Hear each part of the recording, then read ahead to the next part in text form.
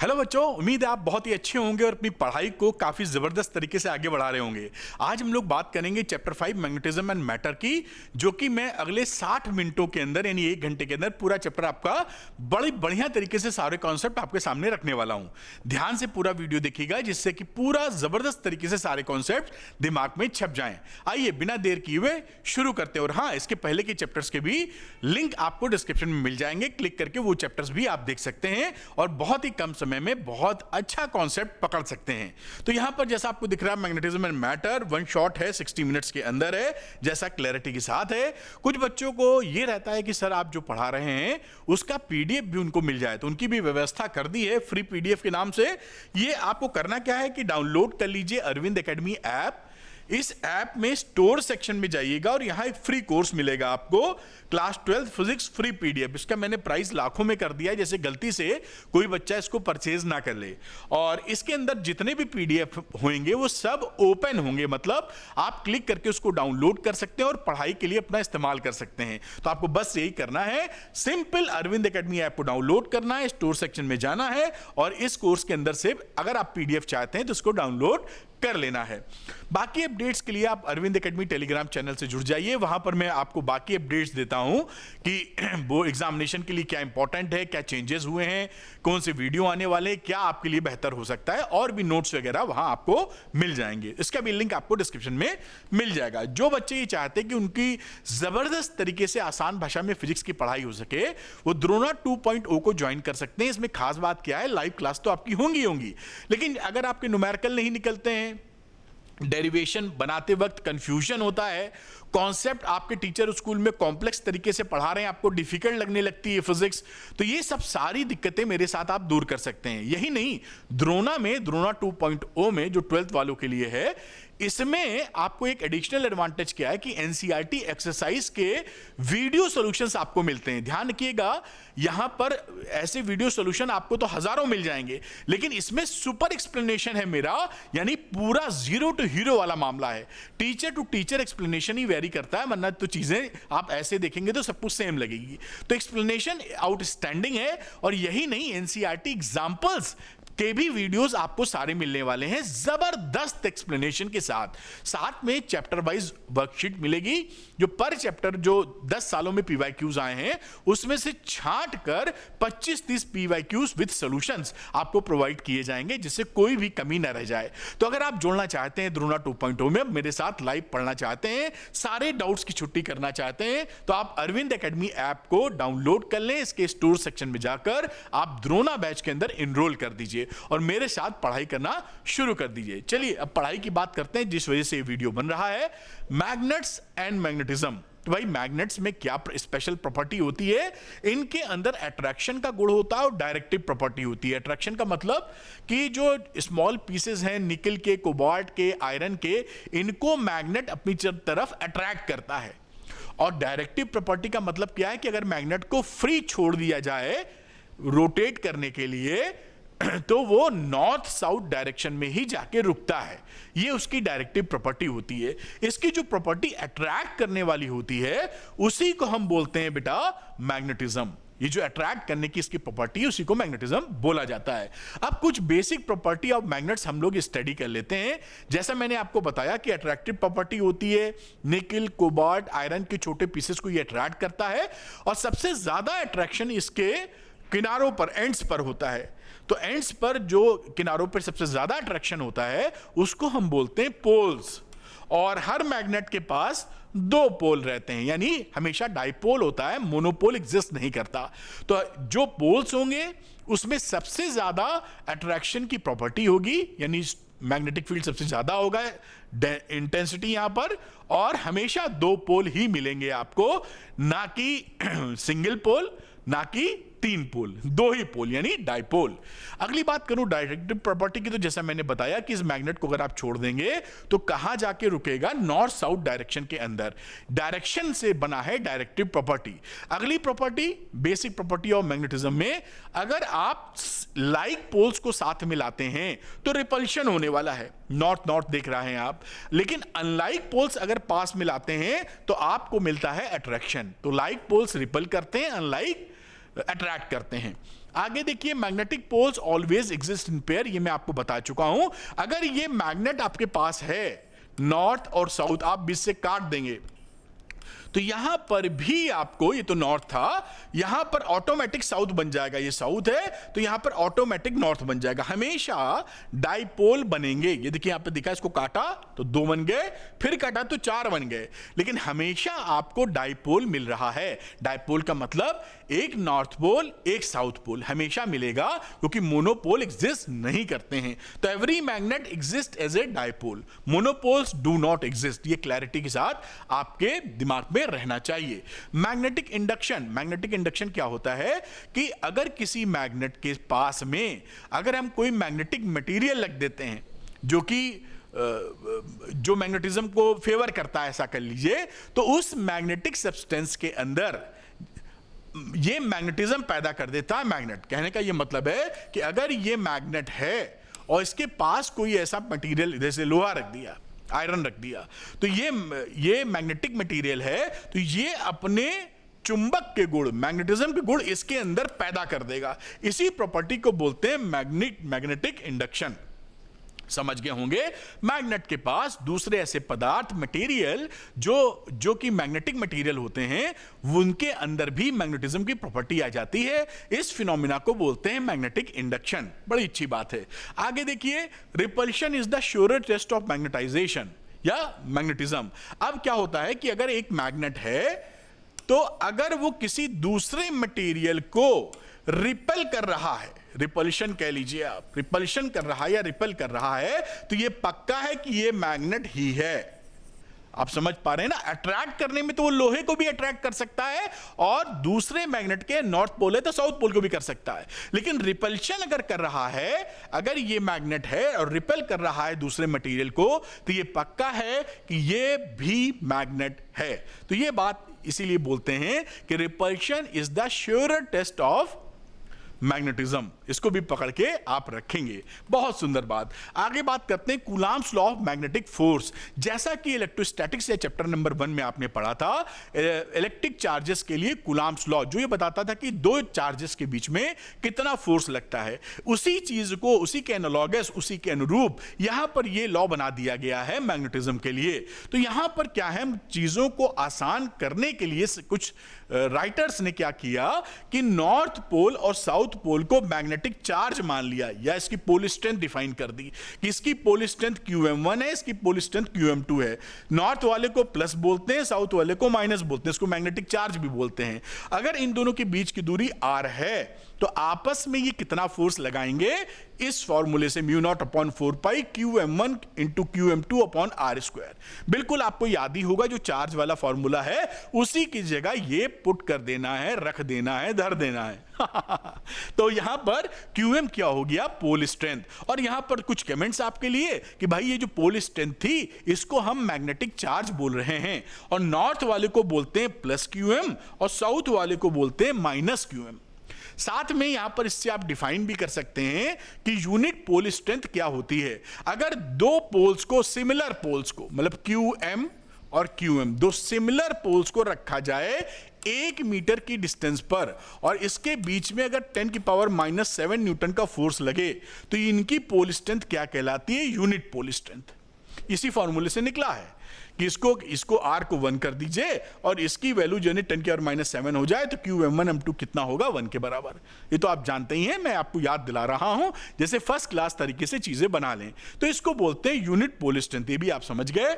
आगे बात करेंगे magnetic dipole of magnetic dipole moment. अब आप जैसे कि इलेक्ट्रिक डायपोल मोमेंट होता था, वैसे ही मैग्नेटिक डायपोल का भी मैग्नेटिक डायपोल मोमेंट होगा। यहां पर साउथ है, नॉर्थ है, इसके बीच के सेपरेशन 12 है, तो ये एक जस्ट लाइक इलेक्ट्रिक डायपोल क्या बन जाता है, मैग्नेटिक डायपोल मोमेंट इसका क्या हो जाएगा, पोल स्ट्रेंथ इंटू 2L।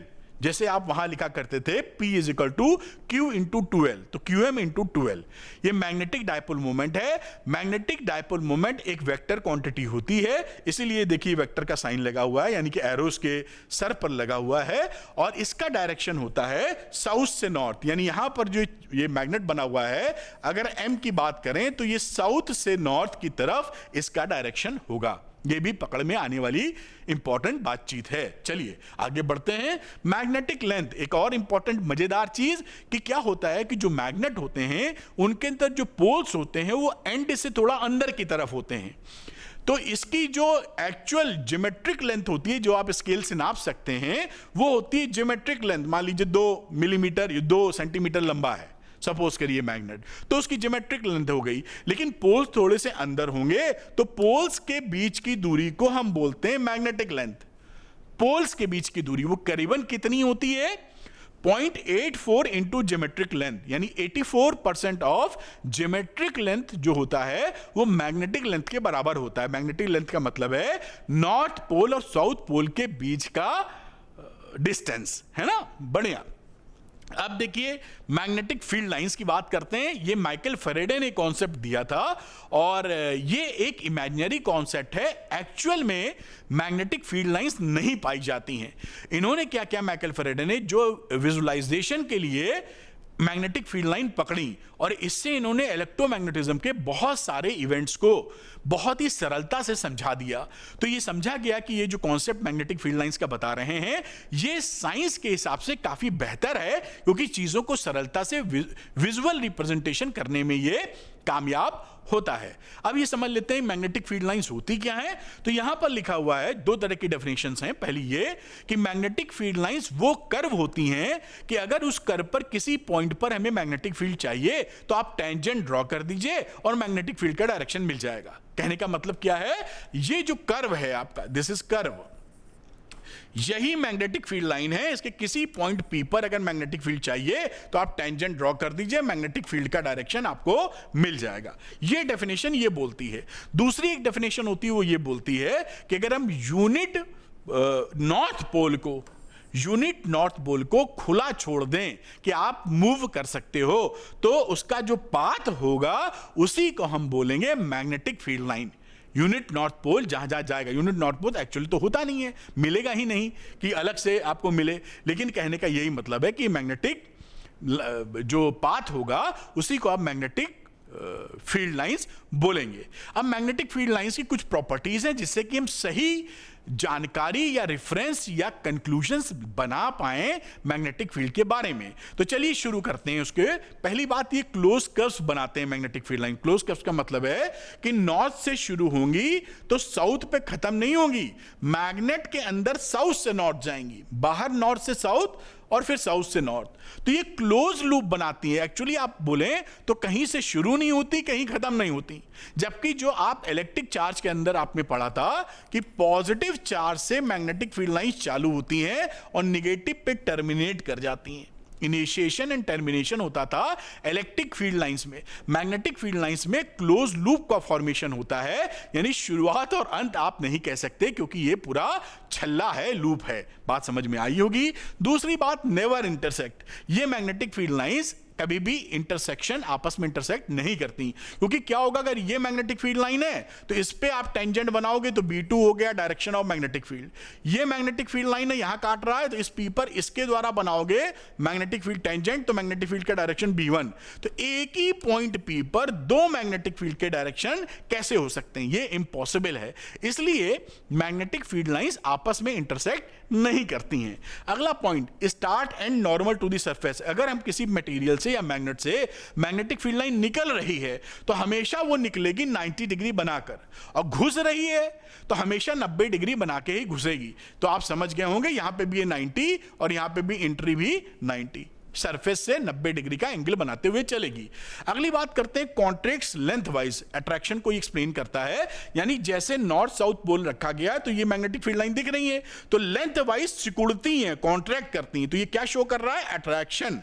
ये दोनों पोल्स पास में आना चाहेंगे तो लेंथ वाइज इसमें कॉन्ट्रैक्शन की प्रॉपर्टी होती है, और लेटरली ये एक्सपैंड करती हैं। लेटरली अगर ऐसे हैं तो ये दूर जाना चाहेंगी। तो यहां पर देखिए नॉर्थ नॉर्थ है, ये लेटरल डिस्क्रिप्शन है, ये दोनों एक दूसरे से दूर जाना चाहेंगी। तो ये एक्सप्लेनेशन है किसका, रिपल्शन का। अनलाइक पेयर्स के केस में ऐसा होगा जैसा आपने नॉर्थ और अनलाइक पोल्स एक्सपैंड करेंगी लाइक पोल्स में, अनलाइक नहीं है ये यहां पर, और ये होंगी कॉन्ट्रैक्ट करेंगी अनलाइक में। तो ये अनलाइक पोल्स में होगा और ये लाइक पोल्स में होगा आपका। अगली बात करते हैं, relative closeness is the measure of strength of magnetic field. अगर मैग्नेटिक फील्ड लाइंस कहीं पर पास पास हैं तो इसका मतलब है कि मैग्नेटिक फील्ड स्ट्रेंथ वहां ज्यादा है, और जहां पर मैग्नेटिक फील्ड लाइन दूर दूर है वहां मैग्नेटिक फील्ड स्ट्रेंथ कम है। अगली बात करते हैं कि पोल्स पर मैग्नेटिक स्ट्रेंथ सबसे ज्यादा होती है। नॉर्थ और साउथ पोल बनाया हुआ है, यहां पर मैग्नेटिक स्ट्रेंथ आपको सबसे ज्यादा मिलेगी। आगे बढ़ते हैं चीजों को बढ़ते हुए, और जो बच्चे इसका पीडीएफ चाहते हैं, मैंने लेक्चर के शुरू में 1 मिनट बताया, आप देख लीजिएगा इसका आप कैसे पीडीएफ, फ्री पीडीएफ आप डाउनलोड कर सकते हैं। मैं हटके आपको मौका नहीं दे रहा हूं, क्योंकि फ्री पीडीएफ जो बच्चे चाहते हैं वो तो ले ही सकते हैं। अब अगली बात करते हैं, magnetic field of a bar magnet at an axial position. तो यहां पर इसका डेरिवेशन कोर्स में नहीं है, केवल इतना समझना है कि एक्सियल पोजीशन के लिए क्या फॉर्मूला लगता है। सेम इलेक्ट्रिक डायपोल वाला ही मामला है। यहां पर देखिए, जैसे इलेक्ट्रिक डायपोल के लिए फॉर्मूला था वैसे ही देखिए बार मैग्नेट है, इससे ओ मिड पॉइंट से आर डिस्टेंस दूर बी कितना होगा, तो वो फॉर्मूला निकल के आता है B axial mu naught upon 4 pi 2 mr upon r square minus l square का होल स्क्वायर। और अगर यहां पर आर की वैल्यू काफी बड़ी हो, यानी ये ओ से दूरी ज्यादा हो इसकी लेंथ के रेस्पेक्ट में, तो ये फॉर्मूला रिड्यूस हो जाता है, बन जाता है B axial equal to mu naught upon 4 pi 2m upon r cube. ध्यान रखिएगा, यह फॉर्मूला तब लगेगा जब आर एल से काफी बड़ा है। अगर ऐसा नहीं है तो आपको ऊपर वाला फॉर्मूला लगाना पड़ेगा, इसीलिए मैंने ये लिखा है।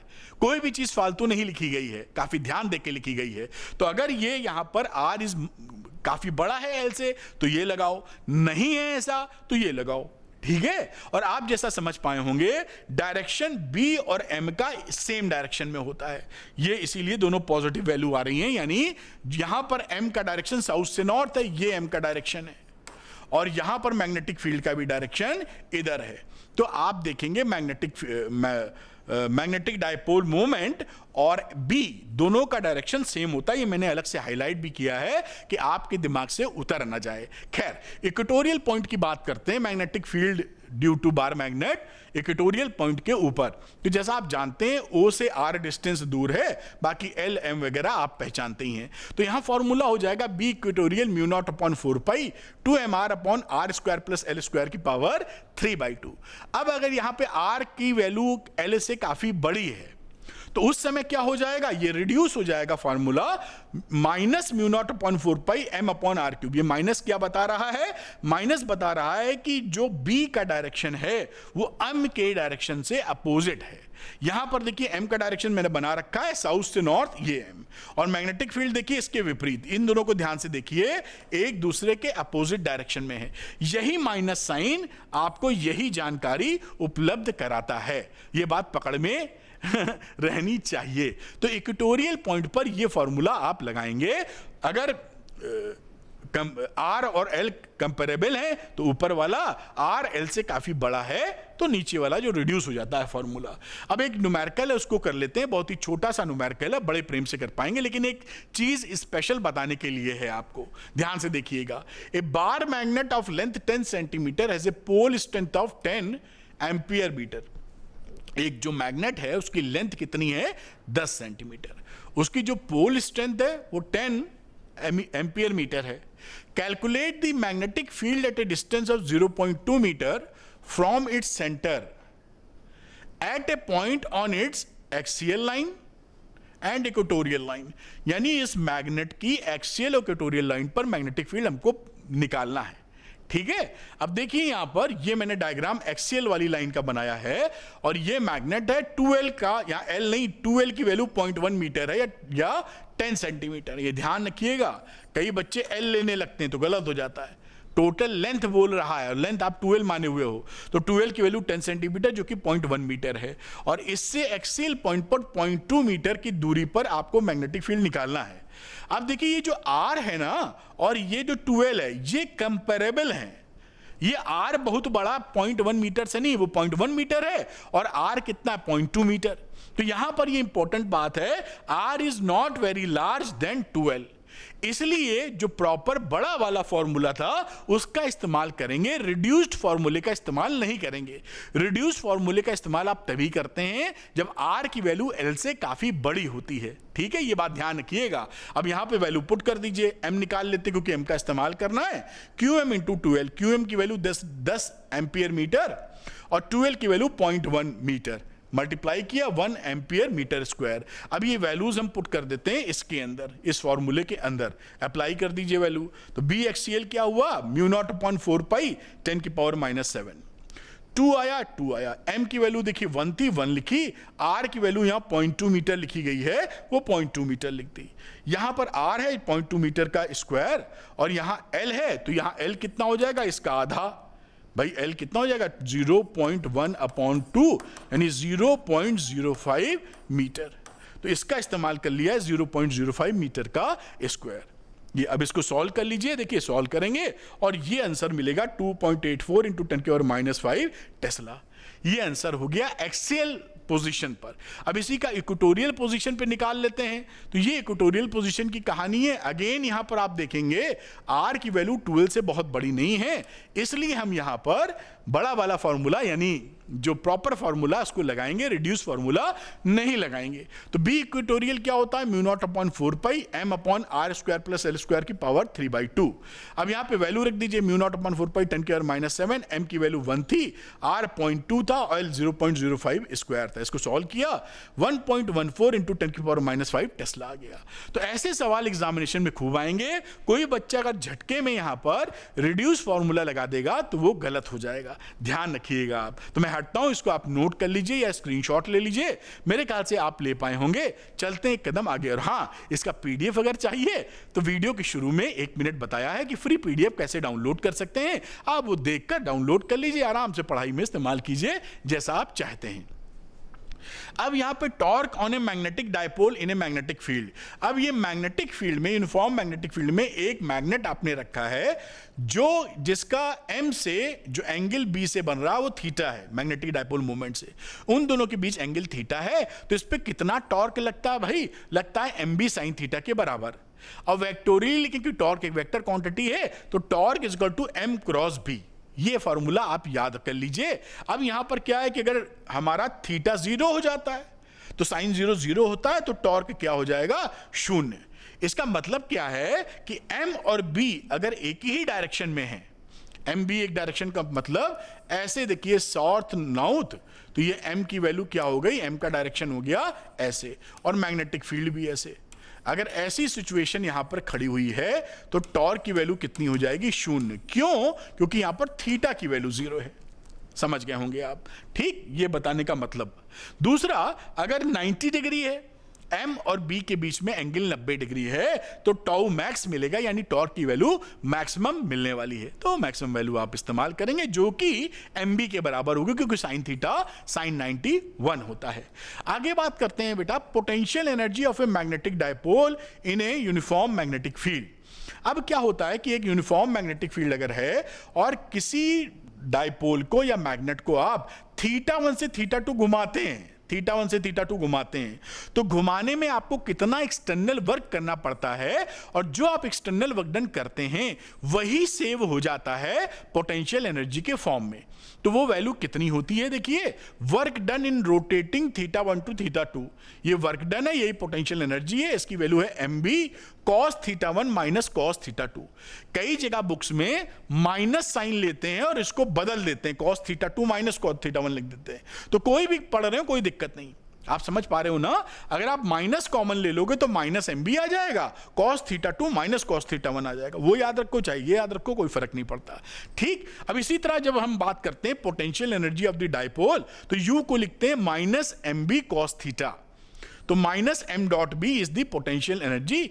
इस समय जब हमारा मैग्नेट का डायपोल मोमेंट 90 डिग्री पर होता है मैग्नेटिक फील्ड से, उस समय हमने पोटेंशियल एनर्जी को 0 माना है। ये रेफरेंस पॉइंट होता है। कहने का मतलब, ये अगर मैग्नेटिक फील्ड है तो ये जो मैग्नेट था साउथ नॉर्थ, ये मैग्नेटिक मोमेंट इधर हो गया, इस डायरेक्शन में हमारी जो पोटेंशियल एनर्जी हमने मानी है वो 0 मान रखी है, तब ये फॉर्मूला बना है। ये रेफरेंस पॉइंट हमेशा पोटेंशियल एनर्जी में लेना पड़ता है कि भाई कहां 0 माना है, फिर आप बताते हैं, तो इसके लिए यही जस्टिफाइड पॉइंट पड़ता है। खैर, आगे की बात करते हैं स्पेशल केसेस की। तो स्पेशल केस बड़े इंपॉर्टेंट है बेटा। अगर थीटा की वैल्यू 0 है तो आपको मिलती है मिनिमम पोटेंशियल एनर्जी, और ये स्टेट होती है स्टेबल इक्विलिब्रियम की। ये बहुत इंपॉर्टेंट पॉइंट है, हमेशा ध्यान रखिएगा कि एम और बी का अगर एक ही डायरेक्शन है तो आपको मिलेगा स्टेबल इक्विलिब्रियम, और स्टेबल इक्विलिब्रियम में मिलेगी minimum potential energy. Very very important, बहुत पूछा जाता है एग्जामिनेशन में। दूसरा, थीटा अगर 90 डिग्री है तो पोटेंशियल एनर्जी की वैल्यू 0, जो मैंने समझाया था आपको यहां पे।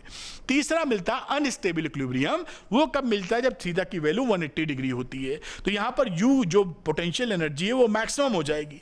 जब भी अनस्टेबल इक्विलिब्रियम होता है वहां पोटेंशियल एनर्जी मैक्सिमम पाई जाती है, और ये कब मिलेगा? जब M और B के बीच में दोनों अपोजिट डायरेक्शन में होंगे, 180 का एंगल बना रहे होंगे। तो दोनों जब अपोजिट डायरेक्शन में होंगे तो उस समय मिलेगा अनस्टेबल इक्विलिब्रियम और पोटेंशियल एनर्जी मैक्सिमम। ये बड़ा इंपॉर्टेंट है, अक्सर आपके एग्जामिनेशन में पूछा जाता है, तो ये फंडा आपको क्लियर होना चाहिए। मेरे ख्याल से बात पकड़ने में आसानी रही होगी। एक कदम और आगे चलते हैं। Bar magnet as a equivalent solenoid, ये भी आपके कोर्स में है कि ये प्रूव कीजिए। कैसे आप समझेंगे कि बार मैग्नेट एक सोलेनॉइड की तरह बिहेव कर रहा है? तो 4 पॉइंट इसके अंदर हैं जो सिमिलरिटीज दिखाते हैं बार मैग्नेट और सोलेनॉइड के बीच। वो 4 पॉइंट हम जल्दी से देख लेते हैं।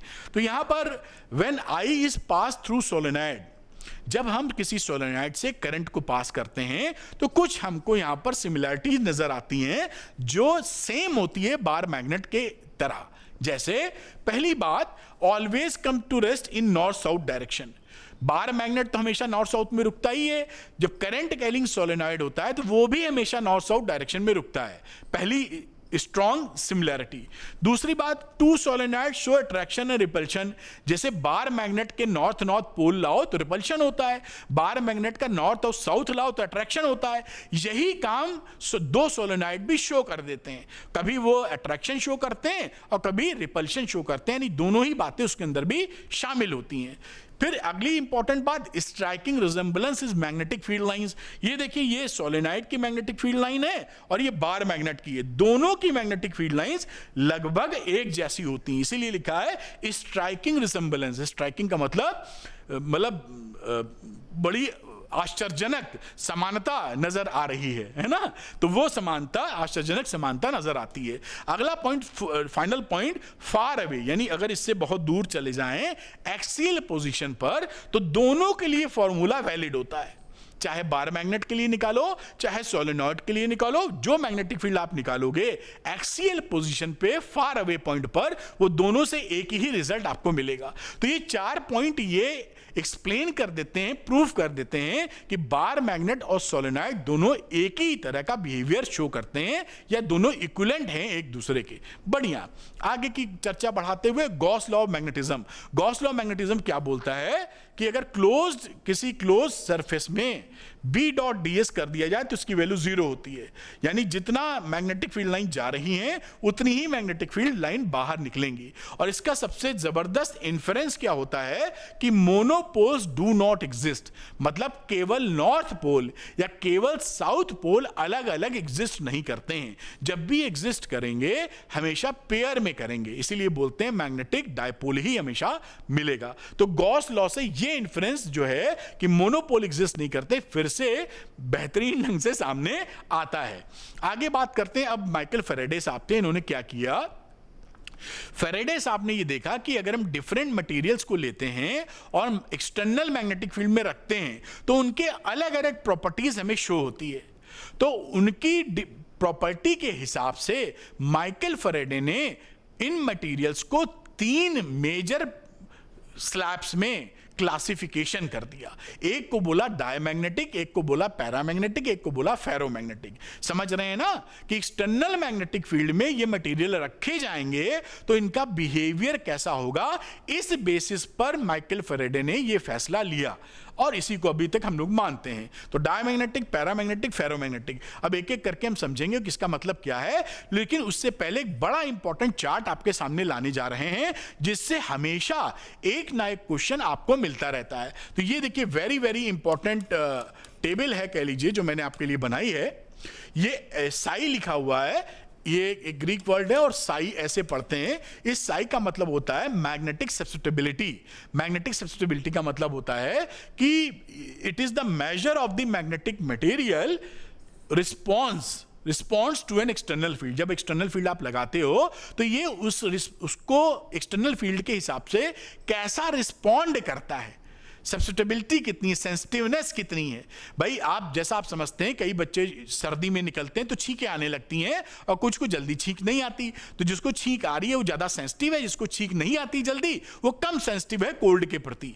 ये मामला है यहां पर। तो मैग्नेटिक सब्स्टिट्यूबिलिटी आप समझ गए होंगे कि एक्सटर्नल एटमॉस्फेयर, जो मैग्नेटिक एटमॉस्फेयर आपने बनाया है, उसको लेके ये मटेरियल कैसा रिस्पॉन्ड कर रहा है।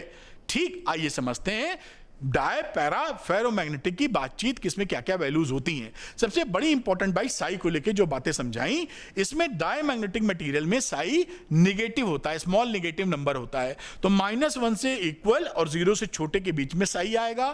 पैरा, ये एप्सिलॉन है, small positive number, small positive number. और पैरामैग्नेटिक में जो साई होता है वो स्मॉल पॉजिटिव नंबर होता है। फेरोमैग्नेटिक में साई की वैल्यू 1 से काफी बड़ी होती है, 400-500 भी होती है, 1000-1200 भी होती है। तो काफी बड़ी वैल्यू फेरोमैग्नेटिज्म में मिलती है। दूसरी बात हम करेंगे म्यू आर, जिसे बोलते हो रिलेटिव परमेबिलिटी। तो रिलेटिव परमेबिलिटी, क्योंकि ये रिलेशन हमेशा ध्यान रखिए, इसको हटाना पड़ेगा, गलत लिख दिया मैंने। इसको पहले ना लिख के आप इस तरह लिखें, mu r is equal to 1 plus psi M. ये रिलेशन आपके लिए बड़े काम का है और इस रिलेशन के बदौलत अगर आप यहां 1 जोड़ दो तो ये वैल्यू मिल जाती है। इस रिलेशन को जरूर ध्यान रखिएगा। तो रिलेटिव परमेबिलिटी जो होती है उसकी वैल्यू 0 और 1 के बीच में होगी, 0 के बराबर भी हो सकती है डायमैग्नेटिक के लिए। पैरा के लिए क्या हो जाएगी, जैसा आप देख रहे हैं, 1 से थोड़ी सी बड़ी, 1 प्लस एप्सिलॉन, एप्सिलॉन बहुत छोटा पॉजिटिव नंबर है, तो 1 से थोड़ी सी बड़ी, ये क्या है आपकी 1 से छोटी और 0 से बड़ी या बराबर, और ये 1 से थोड़ी बड़ी और ये 1 से बहुत ज्यादा बड़ी। अगली बात करते हैं हम लोग, म्यू होती है आपकी मटेरियल की परमेबिलिटी ऑफ द मटेरियल। ठीक, तो ये म्यू नॉट क्या है, फ्री स्पेस की permeability of the free space. तो म्यू की वैल्यू म्यू नॉट से छोटी होती है डायमैग्नेटिक में, इसकी म्यू वैल्यू म्यू नॉट से बड़ी होती है, और इसकी म्यू की वैल्यू म्यू नॉट से यानी फ्री स्पेस की परमेबिलिटी से काफी बड़ी होती है। ये जो डाटा है ये बहुत इंपॉर्टेंट है, कोई ना कोई सवाल इससे अक्सर पूछा जाता है, केवल बोर्ड्स में ही नहीं, आने वाले जो फ्यूचरिस्टिक एग्जाम आप देना चाहेंगे नीट का या जेईई मेंस का, वहां भी इसकी चर्चा जोरों पर रहती है। तो इसको जरूर नोट कर लीजिए, मैं हटता हूं, नोट कर लीजिए। और हाँ, नोट तो आप कर ही लिए होंगे। अगर जो बच्चे पीडीएफ चाहते हैं वो पीडीएफ कैसे लेना है 1 मिनट मैंने बताया वीडियो के शुरू में, डाउनलोड कर सकते हैं। अब बात करते हैं डायमैग्नेटिक मटेरियल किसे कहते हैं। एक फोटो ले लेते हैं, उसके माध्यम से समझाते हैं। तो क्या होता है, अगर किसी डायमैग्नेटिक मटेरियल को किसी एक्सटर्नल मैग्नेटिक फील्ड में रखे हो, ये जो मैग्नेटिक फील्ड लगाया हो नॉर्थ से साउथ, इसे मैं बी नॉट कह रहा हूं, मैग्नेटाइजिंग फील्ड। इस मैग्नेटिक फील्ड के अंदर ये मटेरियल अगर रखा है तो इसके अंदर जो मैग्नेटाइजेशन है वो इसकी विपरीत दिशा में डेवलप हो जाता है। ये देखिए यहां पे साउथ बन जाएगा या नॉर्थ, तो इसका मैग्नेटाइजेशन किधर है, इस डायरेक्शन में। ध्यान रखिएगा, कई किताबों में और कई गाइड्स के अंदर ये गलत दिया रहता है, तो जो मैं बता रहा हूं ये 100% सही है, ध्यान रखिएगा। तो इसका मैग्नेटाइजेशन इस मैग्नेटाइजिंग फील्ड से विपरीत दिशा में, यहां साउथ डेवलप होगा या नॉर्थ डेवलप होगा। ऐसे मटेरियल्स को आप बोलते हैं क्या, डायमैग्नेटिक मटेरियल। और यही नहीं, इन डायमैग्नेटिक मटेरियल को अगर ये जो मैग्नेट के पास लाया जाए तो मैग्नेट उसको फिबली रिपल करते हैं। फिबली मतलब कमजोर तरीके से, धीरे तरीके से, कम तरीके से रिपल्शन शो करते हैं। साथ में और बात देखी जाए तो ये मैग्नेटिक जो मटेरियल्स होते हैं, डायमैग्नेटिक मटेरियल्स, ये स्ट्रॉन्ग से वीकर मैग्नेटिक फील्ड में जाना पसंद करते हैं, स्ट्रॉन्ग से वीकर मैग्नेटिक फील्ड में। और जो मैग्नेटिक फील्ड लाइंस हैं इसके अंदर से जाना नहीं पसंद करती। तो यहां देखिए स्पेस में ज्यादा डेंसर है, स्पेस कम है, और अंदर मैग्नेटिक फील्ड लाइंस आपको कम से कम दिखेंगी या नहीं दिखेंगी। तो मैग्नेटिक फील्ड लाइन इससे दूर जाना चाहती हैं, ये डायमैग्नेटिक मटेरियल की पहचान है। कुछ एग्जाम्पल मैंने यहां लिख रखे हैं, रेड कलर से जो हाईलाइट किया है वो बहुत एग्जाम में पूछा जाता है एग्जाम्पल, जैसे कि कॉपर एंड वाटर। तो आपको ये पता होना चाहिए कि डायमैग्नेटिक सब्सटेंस है, वरना आंसर ही नहीं कर पाएंगे आप। तो जैसे आप समझ गए, bismuth, copper, lead, zinc, tin, gold, silicon, nitrogen and STP, water, sodium chloride, बहुत सारे और एग्जाम्पल। लेकिन इस कॉपर और वाटर पे ऊपर विशेष ध्यान रखेंगे, ये डायमैग्नेटिक मटेरियल है। और एक और इस बड़ी इंपॉर्टेंट बात होती है कि डायमैग्नेटिक मटेरियल जो होते हैं वो टेम्परेचर पे डिपेंड नहीं करते, इंडिपेंडेंट फ्रॉम टेम्परेचर होते हैं। इसको भी ध्यान रखिए, बड़े क्वेश्चन पूछे जाते हैं इस पे। तो साइएम की वैल्यू जो होती है diamagnetic material, independent from temperature होता है। ये देखिए, ये निगेटिव वैल्यू है, ये जीरो ओरिजिन है, इससे नीचे चले गए हैं आप। तो ये निगेटिव साइड में एक्सएम निगेटिव नंबर होता है, टेम्परेचर कितना भी बढ़ा दें एक्सएम पे कोई फर्क नहीं पड़ रहा है सब्स्टिट्यूबिलिटी पर, मैग्नेटिक सब्स्टिट्यूबिलिटी पर। तो आप समझ गए होंगे कि डायमैग्नेटिक जो मटेरियल होता है वो टेम्परेचर से इंडिपेंडेंट होता है। बात पकड़ में आई होगी। पैरामैग्नेटिक मटेरियल की बात करते हैं, फिगर आपके सामने फिर लाता हूं। अब इसको मैग्नेटाइजिंग फील्ड में जो जब रखते हो इन मटेरियल्स को, तो ये मटेरियल के अंदर उसी डायरेक्शन में मैग्नेटाइजेशन पैदा हो जाता है। उसी डायरेक्शन में मैग्नेटाइजेशन पैदा होने का मतलब है इसी डायरेक्शन में मैग्नेटाइजेशन होना चाहिए। और मैग्नेटाइजेशन का डायरेक्शन होता है साउथ से नॉर्थ। तो यहां साउथ बनेगा, यहां नॉर्थ बनेगा, जिससे ये आप देख पा रहे हैं मैग्नेटाइजेशन इसी डायरेक्शन में बन जाता है। अब यहां जो मैग्नेटाइजेशन बनता है वो बहुत ताकतवर नहीं होता है, नॉर्मल होता है या फीबल मैग्नेटाइजेशन होता है in case of paramagnetic substance. दूसरी बात, अगर ये मैग्नेट के पास ले जाएं तो मैग्नेट इनको फीबली अट्रैक्ट करता है, पसंद करता है, अट्रैक्ट करता है। अगली बात कि इनको अगर मौका मिल जाए तो ये वीक मैग्नेटिक फील्ड से स्ट्रॉन्ग मैग्नेटिक फील्ड की तरफ, लिखा है सब, वीक मैग्नेटिक फील्ड से स्ट्रॉन्ग मैग्नेटिक फील्ड की तरफ जाना पसंद करते हैं। और मैग्नेटिक फील्ड लाइंस स्पेस की अपेक्षा इसके अंदर से जाना पसंद करती है। तो देखिए, ये जो मैग्नेटिक फील्ड लाइन थोड़ी सी इसी के अंदर घुसना चाह रही है, क्योंकि ये मैग्नेटिक फील्ड लाइंस इसको पसंद करती हैं या इससे जाना चाहती हैं। अगली बड़ी इंपॉर्टेंट बात, जो पैरामैग्नेटिक सब्सटेंस होते हैं वो टेम्परेचर डिपेंडेंट होते हैं, ध्यान रखिएगा। डायमैग्नेटिक टेम्परेचर इंडिपेंडेंट था, ये इसमें टेम्परेचर डिपेंडेंसी पाई जाती है। तो paramagnetic material depends on temperature, ये क्यूरीज लॉ है, इसके बारे में भी चर्चा करेंगे, बड़ा इंपॉर्टेंट है पैरामैग्नेटिक मटेरियल के लिए। सब्स्टिट्यूबिलिटी और ये ग्राफ होता है, जैसे जैसे एब्सोल्यूट टेम्परेचर आप बढ़ाओगे सब्स्टिट्यूबिलिटी घटती चली जाएगी। ये पैरामैग्नेटिक मटेरियल है, ये भी कोर्स में है, temperature dependency of these materials. आगे बात करते हैं तो फेरोमैग्नेटिक मटेरियल्स की हम बात कर रहे हैं। तो फेरोमैग्नेटिक मटेरियल की बात करो तो फेरोमैग्नेटिक जो सब्सटेंस होते हैं, ये फिगर ले लेते हैं, जब आप मैग्नेटाइजिंग फील्ड लगाते हो, ये मैग्नेटाइजिंग फील्ड आपने लगाया, तो मैग्नेटाइजिंग फील्ड लगाते वक्त इसके अंदर भी मैग्नेटाइजेशन उसी डायरेक्शन में पैदा होता है। बेसिकली फेरोमैग्नेटिक मटेरियल जो हैं वो बिग डैडी हैं पैरामैग्नेटिक मटेरियल के। जो पैरामैग्नेटिक मटेरियल होता है उसके बड़े भाई हैं या बड़े पापा हैं। जो काम वो करता है पैरामैग्नेटिक, फेरोमैग्नेटिक बड़े रूप में करता है। तो इसमें मैग्नेटाइजेशन इसी डायरेक्शन में पैदा होगा और तगड़ा पैदा होगा। बात समझ में आई होगी। अगली बात, अगर ये चुंबक या मैग्नेट के पास लाए जाएंगे तो स्ट्रॉन्ग अट्रैक्शन इसके अंदर होने वाला है। साथ में अगर इसको मौका मिला तो ये वीक मैग्नेटिक फील्ड से स्ट्रॉन्ग मैग्नेटिक फील्ड में जल्दी से जल्दी रैपिडली जाना चाहेगा। साथ में जो मैग्नेटिक फील्ड लाइंस हैं वो बहुत पसंद करती हैं इसके अंदर से जाना। तो स्पेस में, यानी खुली जगह स्पेस के अलावा अधिकतर लाइनें इसके अंदर से जाती हुई आपको दिखेंगी। ये फेरोमैग्नेटिक मटेरियल है। फेरोमैग्नेटिक मटेरियल भी टेम्परेचर डिपेंडेंट होते हैं और इसके लिए जो लॉ यूज किया जाता है उसका नाम होता है मॉडिफाइड क्यूरीज लॉ या क्यूरी-वेस्ट लॉ। तो यहां पर देखिए सब्स्टिट्यूबिलिटी, इस तरह का इसका ग्राफ आता है, T बराबर TC, इसे बोलते हैं क्यूरीज पॉइंट या क्यूरीज टेम्परेचर। क्यूरीज टेम्परेचर या क्यूरी पॉइंट क्या होता है? वो टेम्परेचर होता है जो फेरोमैग्नेटिक मटेरियल जहां पर पैरामैग्नेटिक मटेरियल में चेंज हो जाता है। फेरोमैग्नेटिक मटेरियल को गर्म करते जाओगे तो एक टेम्परेचर ऐसा मिलेगा कि फेरोमैग्नेटिक मटेरियल पैरा में चेंज हो जाए। उसी पॉइंट को आप बोलते हैं क्यूरीज पॉइंट या क्यूरीज टेम्परेचर, जो TC से यहां लिखा हुआ है। और ये ग्राफ किसके लिए है? क्यूरीज वेस्ट लॉ है, जो कि आपको फेरोमैग्नेटिक मटेरियल के लिए आपके सामने वहां रखा गया है। उम्मीद है आप बात पकड़ पाए होंगे। अगली बात करते हैं ओरिजिन ऑफ डायमैग्नेटिक सब्सटेंस। अब ये भाई ये एक्सप्लेनेशंस हैं कि डायमैग्नेटिज्म जो पैदा हो रहा है वो आखिर पैदा कैसे हो रहा है।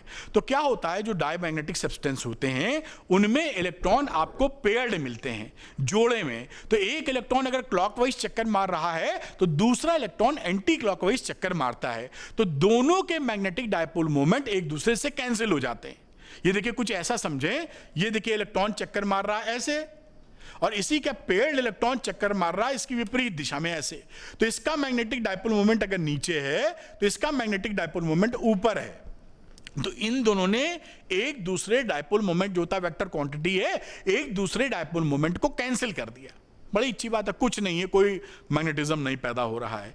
लेकिन जब एक्सटर्नल मैग्नेटिक फील्ड आप लगा देते हो, ये बी, ये देखिए क्या है, एक्सटर्नल मैग्नेटिक फील्ड, तो आपका उसी डायरेक्शन में जो मैग्नेटिक डायपोल मोमेंट होता है वो घट जाता है, क्योंकि इस पे एक लगने लगता है फोर्स बाहर की तरफ, जिससे इसकी वेलोसिटी हो जाती है घट, और वेलोसिटी घट जाएगी तो जो मूविंग स्पीड घटने से आपका m की वैल्यू भी घट जाती है।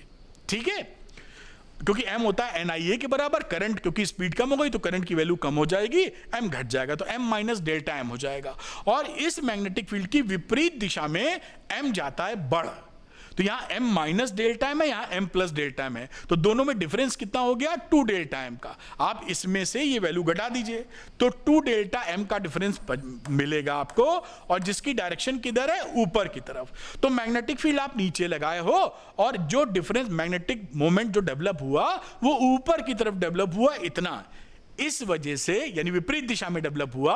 ये एक्सप्लेनेशन है डायमैग्नेटिक मटेरियल का। उम्मीद आप समझ पाए होंगे। ये मैंने यहां पे मेंशन भी कर दिया, आपके लिए लिख भी दिया है, जैसे आपको कहीं कोई कंफ्यूजन ना हो। तो ये देखिए यहां पर लिखा भी है कि टेम्परेचर इंडिपेंडेंट होते हैं, और ये जो बातें समझाई वो यहां लिखी, एग्जाम्पल कॉपर बिस्मिथ लेड, जैसे कि आपको बताई गई हैं।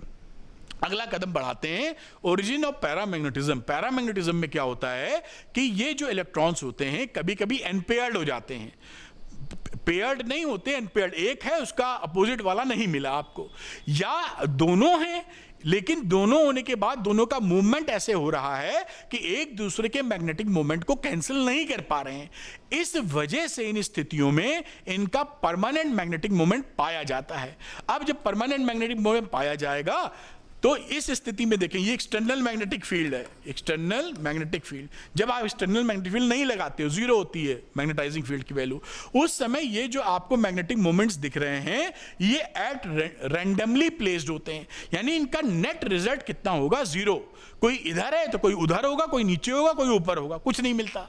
लेकिन जैसे ही एक्सटर्नल मैग्नेटाइजिंग फील्ड लगा देते हो, एक्सटर्नल मैग्नेटिक फील्ड कह लीजिए, मैग्नेटाइजिंग फील्ड लगाते हो, ये सारे के सारे, ये तीर से दिखाया जा रहा है उसका मैग्नेटिक मोमेंट, वो अलाइन कर जाते हैं, इसी डायरेक्शन में घूम जाते हैं। जब इस डायरेक्शन में घूम जाएंगे तो आपको नेट मैग्नेटिक मोमेंट मिलने लगेगा, तो मैग्नेटाइजेशन हो जाएगा, उसी डायरेक्शन में हो रहा है जिस डायरेक्शन में मैग्नेटाइजिंग फील्ड आपने लगा रखी है। ये एक्सप्लेनेशन है पैरामैग्नेटिक सब्सटेंस का। इसको लिखेंगे कैसे, तो उसके लिए मैंने आपको समझा दिया है। पैरामैग्नेटिज्म क्या होता है, टेम्परेचर डिपेंडेंट होता है, और इसी के लिए क्यूरीज लॉ लगता है, जिसकी वैल्यू होती है xm is equal to Curie's constant upon absolute temperature. ये क्यूरीज लॉ होता है जो पैरामैग्नेटिक सब्सटेंस के लिए एप्लीकेबल होता है। तो इस बात को पकड़ के रखिएगा, ये क्यूरीज लॉ है, क्यूरीज लॉ पैरामैग्नेटिक के लिए एप्लीकेबल है। सी कांस्टेंट है जिसे क्यूरीज कांस्टेंट बोलते हैं, और टी एब्सोल्यूट टेम्परेचर है, और साई की वैल्यू क्या है, मैग्नेटिक सब्सटेबिलिटी ऑफ द मटेरियल। बहुत अच्छी बात।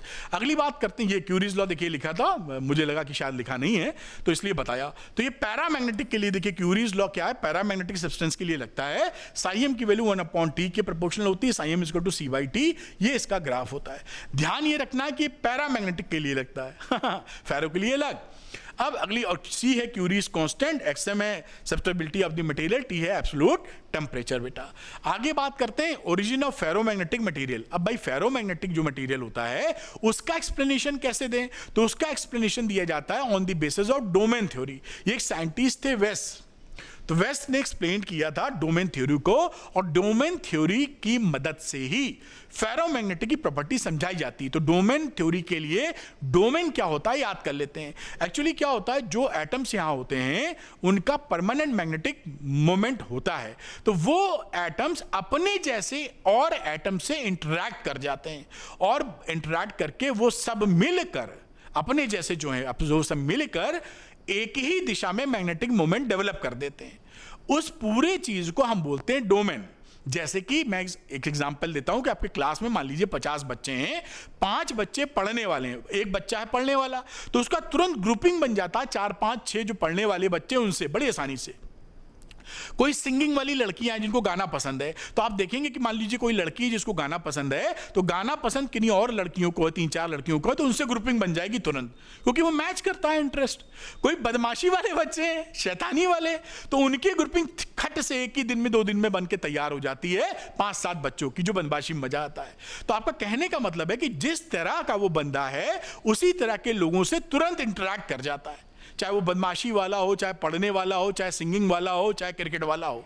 यही काम यहां हो रहा है कि यहां पर जो एटम्स एक मैग्नेटिक मोमेंट लिए थे वो अपने जैसे बाकी जो मैग्नेटिक मोमेंट उधर है उनसे इंटरैक्ट कर जाते हैं, और सब मिलकर, ये सिंगिंग वाले या पढ़ने वाले हो गए, ये क्रिकेट वाले हो गए, बदमाशी वाले हो गए, ये डोमेन्स बना देते हैं। ये सब क्या है, ये डोमेन्स देखिए लिखा हुआ है, ये अलग अलग डोमेन्स बना देते हैं।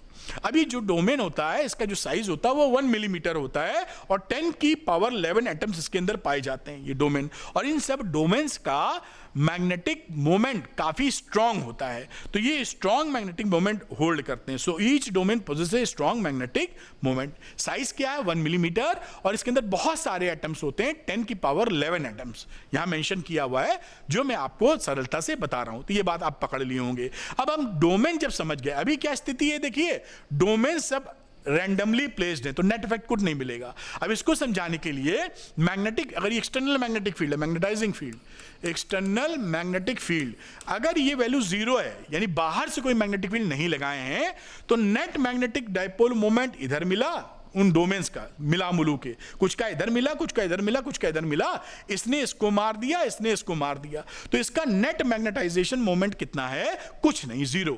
इसीलिए यहां लिखा है अनमैग्नेटाइज्ड सैंपल, इसका मैग्नेटाइजेशन कुछ नहीं, क्योंकि एक दूसरे ने एक दूसरे को मार दिया है। यहां पर स्थिति क्या होती है, वीक मैग्नेटिक फील्ड अगर लगाते हो, ये एक्सटर्नल मैग्नेटिक फील्ड है, आप क्या कर रहे हो, एक्सटर्नल मैग्नेटिक फील्ड लगा रहे हो लेकिन वीक, तो क्या होता है कि जो डोमेन उसी की दिशा में होता है वो ग्रो कर जाता है। ये देखिए, ये इसी डायरेक्शन में मैग्नेटिक फील्ड था, तो ये वाला रीजन ग्रो कर गया, ये देखिए बड़ा हो गया, ये छोटा है यहां पर बड़ा हो गया, और इसकी विपरीत वाला घट जाता है, बाकी घट जाते हैं, तो इसको बोलते हैं magnetization by growing of domains, जब वीक मैग्नेटिक फील्ड लगता है। लेकिन जब स्ट्रॉन्ग मैग्नेटिक फील्ड लगा देते हो, ये क्या है, एक्सटर्नल स्ट्रॉन्ग मैग्नेटिक फील्ड, तो क्या होता है कि ये देखिए, मान लीजिए ये डोमेन का मैग्नेटाइजेशन इधर है, तो स्ट्रॉन्ग वाला ऐसे लगा है, मैग्नेटिक फील्ड बाहर वाला ऐसे घूम जाता है, यानी क्या हो रहा है, रोटेशन। तो इसलिए बोलते हैं इसको रोटेशन ऑफ डोमेन्स। ये कब होता है, जब स्ट्रॉन्ग मैग्नेटाइजिंग फील्ड आप लगाते हो, स्ट्रॉन्ग मैग्नेटिक फील्ड बाहर से लगा दिया है, तो सब के सब क्या करते हैं, घूम जाते हैं ऐसे, और स्ट्रॉन्ग मैग्नेटिक मोमेंट आपको मिलता है। तो ये डोमेन थ्योरी से मैंने इसका एक्सप्लेनेशन भी आपको कर दिया कि डायमैग्नेटिक, पैरामैग्नेटिक और फेरोमैग्नेटिक का एक्सप्लेनेशन क्या होगा, सारी चीज समझते हुए। अब मॉडिफाइड क्यूरीज लॉ होता है, जैसा मैंने आपको समझाया था, फेरोमैग्नेटिक मटेरियल के लिए। ये बात यहीं लिखी हुई है कि फेरोमैग्नेटिक मटेरियल को अगर आप गर्म करते जाओगे तो एक टेम्परेचर पर वो फेरोमैग्नेटिक से पैरामैग्नेटिक में चेंज हो जाएगा। उस टेम्परेचर को ही बोलते हो आप क्यूरीज टेम्परेचर या क्यूरीज पॉइंट टीसी। ठीक, अब इस पैरामैग्नेटिक रीजन के अंदर जब वो पैरामैग्नेटिक में पहुंच गया, अब जो ससेप्टिबिलिटी है वो इस तरीके से डिपेंड करती है टेम्परेचर पे, C-T-TC। T होता है जो क्यूरीज पॉइंट है या क्यूरीज टेम्परेचर है उससे बड़ा होना चाहिए, और यहां पर इसे बोलते हैं मॉडिफाइड क्यूरीज लॉ या क्यूरी वेस्ट लॉ। ये कोर्स में है, चूकिएगा नहीं, टेम्परेचर डिपेंडेंसी कोर्स में है, और क्यूरीज टेम्परेचर टीसी है या क्यूरीज पॉइंट टीसी है, ये आप समझ पाए होंगे। अब चलते हैं इनकी प्रॉपर्टीज की तरफ, फटाफट इनकी प्रॉपर्टीज को भी स्टडी कर लेते हैं कि डायमैग्नेटिक, पैरामैग्नेटिक और फेरोमैग्नेटिक की क्या प्रॉपर्टीज हैं। ये प्रॉपर्टीज के ऊपर भी काफी क्वेश्चन आपसे पूछे जाते हैं। पहली प्रॉपर्टी आपके सामने कि जो डायमैग्नेटिक सब्सटेंस होता है उसके अंदर magnetization, feeble magnetization opposite direction में डेवलप होता है जब एक्सटर्नल मैग्नेटिक फील्ड में वो रखा जाएगा। पैरा में क्या होगा, एक्सटर्नल मैग्नेटिक फील्ड की दिशा में ही फीबल मैग्नेटाइजेशन पैदा होगा। फेरो में काफी स्ट्रॉन्ग मैग्नेटाइजेशन पैदा होगा in the direction of magnetizing field, जो एक्सटर्नल मैग्नेटाइजिंग फील्ड लगी है उसी डायरेक्शन में तगड़ा मैग्नेटाइजेशन पैदा होगा। ये पहले इंपॉर्टेंट बात। दूसरी, ये जो मैग्नेट्स होते हैं ये डायमैग्नेटिक सब्सटेंस को फीबली रिपेल करते हैं, धीरे से या कमजोर तरीके से रिपल्शन शो करते हैं। यहां फीबली अट्रैक्शन है पैरा के अंदर, ये मटेरियल मैग्नेट के पास है तो फीबली अट्रैक्ट किया जाएगा। और ये जो आखिरी वाला यानी फेरोमैग्नेटिक है, ये मैग्नेट्स द्वारा स्ट्रांगली अट्रैक्ट किया जाता है, पसंद करते हैं, अट्रैक्शन तगड़ा होता है।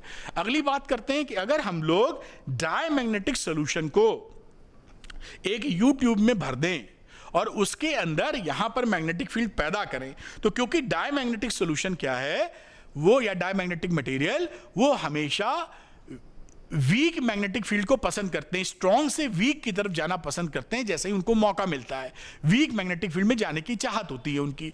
तो यहां पर स्ट्रॉन्ग मैग्नेटिक फील्ड है, ये लगाया वो चुंबक, तो ये नीचे सरक जाता है, लेवल इसका डाउन हो जाता है जिससे कि वीक मैग्नेटिक फील्ड में चला जाए। ये किस चीज का केस चल रहा है, डायमैग्नेटिक मटेरियल का, तो ये उतर जाएगा लेवल इसका। पैरामैग्नेटिक की बात करेंगे तो ये स्ट्रॉन्ग मैग्नेटिक फील्ड पसंद करता है, तो ये जैसे ही आप मैग्नेटिज्म पैदा करेंगे, मैग्नेटिक फील्ड पैदा करेंगे, इसका लेवल ऊपर चढ़ जाएगा क्योंकि ये पसंद करता है मैग्नेटिक फील्ड, तो उस तरफ बढ़ जाएगा। और फेरोमैग्नेटिक की बात करें तो फेरोमैग्नेटिक मटेरियल में लिक्विड्स होते नहीं, इसलिए इसका कुछ सोल्यूशन बन नहीं पाएगा। तो ये फेरोमैग्नेटिक की बातचीत हो गई। अगली प्रॉपर्टी की हम बात करते हैं। ये देखिए, अगर हम एक डायमैग्नेटिक रॉड को या डायमैग्नेटिक मटेरियल को आप किसी मैग्नेटिक फील्ड में रखेंगे तो इसकी एक्सेस इससे परपेंडिकुलर होती है हमेशा, क्योंकि वीक मैग्नेटिक फील्ड पसंद करता है ये। और यहां पर आप रखेंगे इसकी एक्सेस तो हम उसी दिशा में होगी जिस दिशा में मैग्नेटिक फील्ड है, नॉर्थ से साउथ की तरफ, पैरामैग्नेटिक मटेरियल में। और फेरोमैग्नेटिक मटेरियल में भी जो एक्सेस होती है वो अलाइंड होती है, उसी डायरेक्शन में होती है जिस डायरेक्शन में मैग्नेटिक फील्ड होता है। और यहां पे अलाइनमेंट बहुत ही रैपिडली एंड क्विकली होता है। आप ऐसे रखेंगे सट से हो जाएगा, यहां रखेंगे तो धीरे से होगा, और यहां रखेंगे तो खड़ा हो जाएगा। बात समझ में आई होगी डाय पैरा फेरोमैग्नेटिक के हालचाल। अगली बात करते हैं, जैसा यहां लिखा कि अगर एक नॉन यूनिफॉर्म मैग्नेटिक फील्ड में इसको रखा जाए तो डायमैग्नेटिक सब्सटेंस हमेशा कोशिश करेगा स्ट्रॉन्ग से वीक मैग्नेटिक फील्ड में जाने की, और ये पैरा क्या कोशिश करेगा, वीक से स्ट्रॉन्ग में जाने की। और फेरो कैसी कोशिश करेगा, वीक से स्ट्रॉन्ग में जाने की बहुत तेजी से। ये कहानी है डाया पैरा फेरोमैग्नेटिक की प्रॉपर्टी को देखते हुए। अगली प्रॉपर्टी का जिक्र करते हैं, यहां कुछ वैल्यूज आपके सामने लिखी हैं। तो डायमैग्नेटिक के लिए आप बात करें तो म्यू आर की वैल्यू 0 से 1 के बीच में होती है, याद होनी चाहिए आपको। और यहां का इसका जो म्यू होता है वो म्यू नॉट यानी permeability of the free space से छोटा होता है। यहां म्यू की value permeability of the free space से थोड़ी बड़ी होती है और फेरो में बहुत बड़ी होती है। और म्यू आर की बात करें तो 1 से ये थोड़ी सी वैल्यू बड़ी होती है, और वहां 1 से बहुत ज्यादा बड़ी होती है रिलेटिव परमेबिलिटी, 1 से बहुत बड़ी 500 1000 तक जाती है ना। तो ये वैल्यूज आप पकड़ के रखिएगा। सब्सिस्टिबिलिटी की बात की जाए तो डायमैग्नेटिक के लिए ये स्मॉल निगेटिव नंबर होता है, साइएम की वैल्यू -1 से लेकर 0 के बीच, या -1 के बराबर भी हो सकता है 0 के बीच में। स्मॉल निगेटिव नंबर, ये स्मॉल पॉजिटिव नंबर है। और साथ में पैरामैग्नेटिक मटेरियल टेम्परेचर डिपेंडेंट होते हैं, डायमैग्नेटिक टेम्परेचर डिपेंडेंट नहीं होते, ध्यान रखिएगा। ये पैरामैग्नेटिक टेम्परेचर डिपेंडेंट होते हैं और इसके लिए क्यूरीज लॉ वैलिड होता है। तो psi is proportional to 1/T। Ferromagnetic material में जो साइएम की वैल्यू होती है वो 1 से बहुत बड़ी होती है, मैंने बताया 500 1000 तक जाती है। और यहां ये भी टेम्परेचर डिपेंड होते हैं। इसके लिए जो लॉ वैलिड होता है वो क्यूरीज वेस्ट लॉ वैलिड होता है, या modified Curie's law. Psi is proportional to 1/T - TC। TC क्या है, क्यूरीज टेम्परेचर या क्यूरीज पॉइंट, टेम्परेचर डिपेंडेंट ये होते हैं। अगली बात की जाए, यहां पर अगर एक डायमैग्नेटिक लिक्विड रखेंगे तो नॉर्थ और साउथ पोल पर वो डाउन हो जाता है और बीच में ऊपर हो जाता है। यहां पर डाउन बनना चाहिए, बना नहीं है, नीचे हो जाएगा और यहां ऊपर, इस तरह से ये बनेगा। यहां पर ऐसे डाउन और ये ऐसे, ऐसे ऐसे करके बनाना चाहिए। तो ये क्या होगा, यहां पर भी फिगर सही नहीं ऐसे बननी चाहिए थी। तो ये नॉर्थ और साउथ, क्योंकि ये जो स्ट्रांग पोल्स के बाद स्ट्रांग मैग्नेटिक फील्ड है उसको पसंद नहीं करता, तो वहां से हटना चाहता है, और बीच में वीकर मैग्नेटिक फील्ड मिल रहा है तो वहां इसका हम्प बन जाता है या वहां इकट्ठा हो जाता है। और दूसरी बात करते हैं पैरामैग्नेटिक में, तो ये पोल्स यानी स्ट्रांग मैग्नेटिक फील्ड पसंद करता है, तो पोल्स के पास में इकट्ठा हो जाता है, बीच में ही डाउन हो जाता है। जहां स्ट्रांग मैग्नेटिक फील्ड वहां पसंद करेगा इकट्ठा होना। और लिक्विड जो फेरोमैग्नेटिक मटेरियल होता है उसके अंदर तो लिक्विड होता ही नहीं, तो इस लिक्विड की बात हम कर ही नहीं पाएंगे। आगे की बात करते हैं हम लोग प्रॉपर्टी की। In these substances magnetic line of force are farther than the air. Diamagnetic substance में जब मैग्नेटिक लाइन जाती है, मैग्नेटिक फील्ड लाइंस, तो उसके अंदर से जाना पसंद नहीं करती है, अधिकतर स्पेस में रहना पसंद करती है। इसमें क्या करेगा, पैरा में वो उससे जाना पसंद करती है, और फेरोमैग्नेटिक में बहुत स्ट्रांगली जाना पसंद करती है बेटा।